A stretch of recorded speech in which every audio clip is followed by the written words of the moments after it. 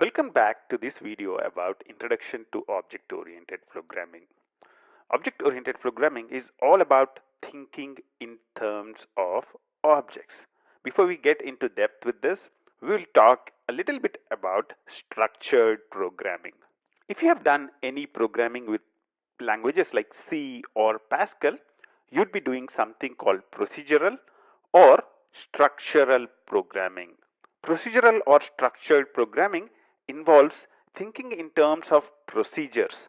These are also called methods or functions. So let's say I have a problem to solve. The first thing I would try and do is to split the problem into multiple functions or multiple procedures. I would start thinking in terms of, okay, what are the functions I would need to write? What are the different steps involved in doing this? For example, let's say I would want to fly.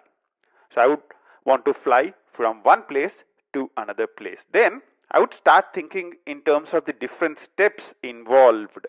I'll say, okay, travel to airport, find a check-in counter, check in, pass security check. So we are thinking more in terms of what are the important methods that we would need to create and how to combine them to solve the problem at hand. Procedural or structured programming is all about thinking in terms of functions, or these are also called procedures.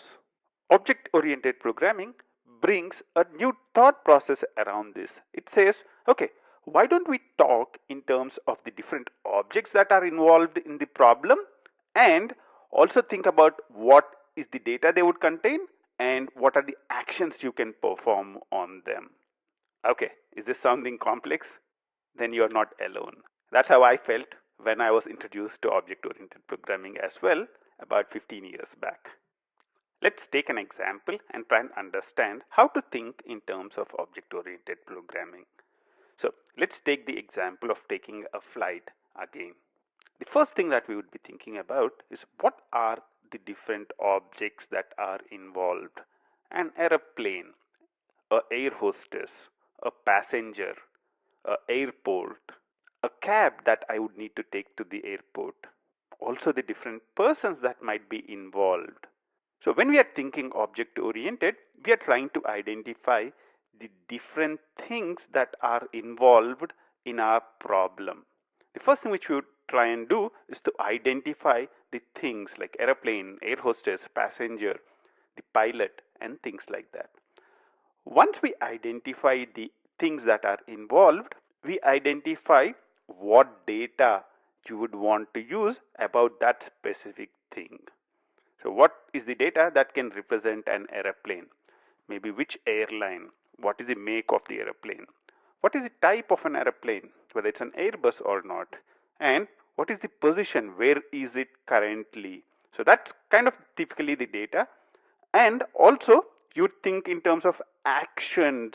You'd be thinking in terms of the actions that you can perform on an airplane: take off, land, cruise, a lot of things that you can do on an airplane.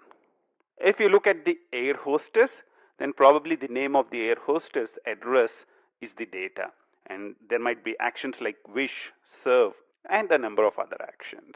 When we are thinking about a passenger, his name, maybe his address, and a lot of information can be the data.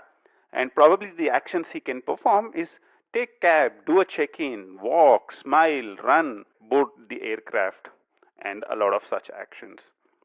So when we are thinking object-oriented programming, we are thinking about what are the objects, what is the data they might contain, and what are the actions that can be performed on them. The data that an object might contain is also called state of the object. The state of an object can change over a period of time.